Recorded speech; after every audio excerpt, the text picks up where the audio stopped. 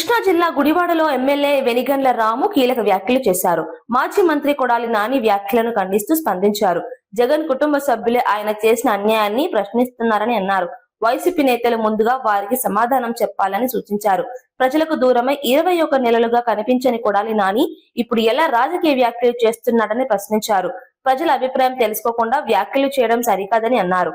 రాష్ట్ర రాజకీయాల్లో వైసీపీ పరిస్థితిపై ఈ వ్యాఖ్యలు చర్చకు దారితీశాయి. ప్రజలు నిజాలను గుర్తించాలి చెబుతూ ఉంటారు అన్నమాట. అంతా బాగుంది, అంతా బాగుంది, అంతా బాగుందని చెప్పి కళ్ళకి అంటూ ఉంటారు చూసారా.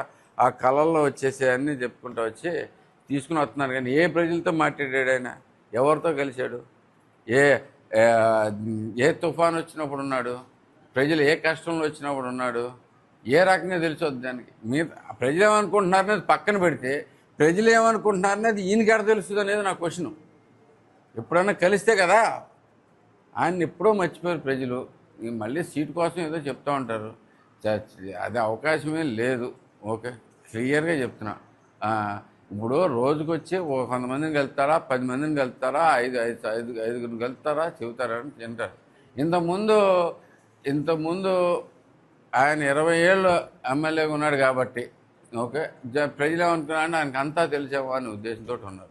నిజానికి ఏమీ తెలియకుండా ఇట్లాంటి మాటలే అప్పుడు చెప్పింది. బేసిక్గా ఎవరితో కలిసే పని లేదు దీంట్లోంచి. అవన్నీ తప్పని మొన్న 24 ప్రూవ్ అయిపోయింది. ఆయనకి అంత సత్తా లేదు, ఈయనకేం విషయం లేదు అనే మ్యాటర్. మళ్ళీ ఇప్పుడు కూడా మనం ఆయన గురించి మాట్లాడుకుంటాం అనేది దండగా. ఇంకోసారి అలా వచ్చినప్పుడల్లా చెబుతూనే ఉంటాడు. ఆయన అడగగానే నన్ను అడుగుతారు క్వశ్చన్లో దండకి. ఎందుకు మాట్లాడతాడో ఆయనకి తెలియదు. ఇది ఏమన్నా ప్రజల సమస్య ఇది. ఈ విషయం మీద ప్రజలు ఎలా అనుకుంటున్నారు? ఓకే, ఆయన ఎవరితో మాట్లాడాడు, ఎంతమంది చెప్పారు, చెప్పమనండి నేను మాట్లాడు. తండ్రి చనిపోతే కూతుర్లకి కొడుకులకి ఆస్తి పంచుతారు, కానీ తన సొంత ఆస్తిని కూడా జగన్మోహన్ రెడ్డి చెల్లికి పంచారు. అలాంటి వాటిపైన కూటమి నాయకులు విమర్శలు చేస్తున్నారని చెప్పి కూటమి నాయకులు కాదండి చేస్తుంది, విమర్శలు చేస్తుంది సొంత చెల్లి. బేసిక్గా మేము వింటున్నాం అంతే. ఆయన చెప్పింది వింటున్నాం, ఆవిడ చెప్పింది వింటున్నాం. మాకు ఏది కరెక్ట్ అని మీకు అనిపిస్తుంది? మీరు ఆలోచించుకోండి. ఒకటే ప్రశ్న. ఇప్పుడు జగన్మోహన్ రెడ్డి గారు చెప్పింది వింటున్నాము, ఇద్దరు చెల్లెళ్ళు చెప్పింది వింటున్నాము. ఏది కరెక్ట్ అనిపిస్తుంది ఎవరికైనా కానీ?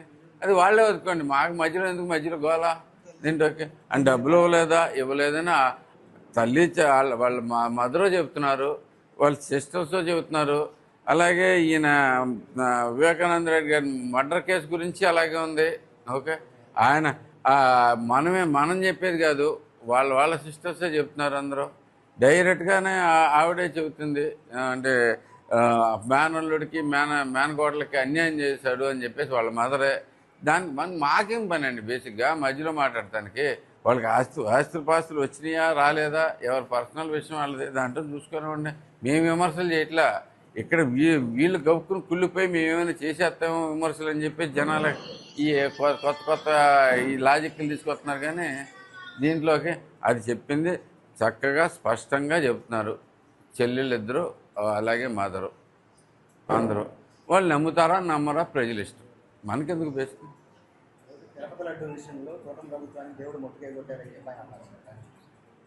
ఏ రకంగా మొట్టికాయ కొట్టారు దీంట్లోకి? Tirupati laddu very clearly proven case దాంట్లో.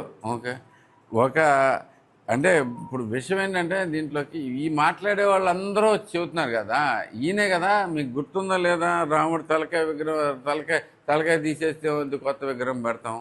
ఓకే, ఆంజనేయులు చెయ్యిరిగిపోతే ఏమొద్దన్నాడు. ఆయన మాట్లాడే దాంట్లో ఏంటని క్రెడిబిలిటీ? మళ్ళీ తిరుపతి దీంట్లోకి చెప్తారు. ఇప్పుడు దండలు వేసుకుని దీంట్లో చేసుకొస్తాం, దీంట్లో ఇంపార్టెంట్ లేదు బేసిక్గా. మనం కూడా ఏంటంటే ఇప్పుడు విషయం ఏమవుద్దంటే,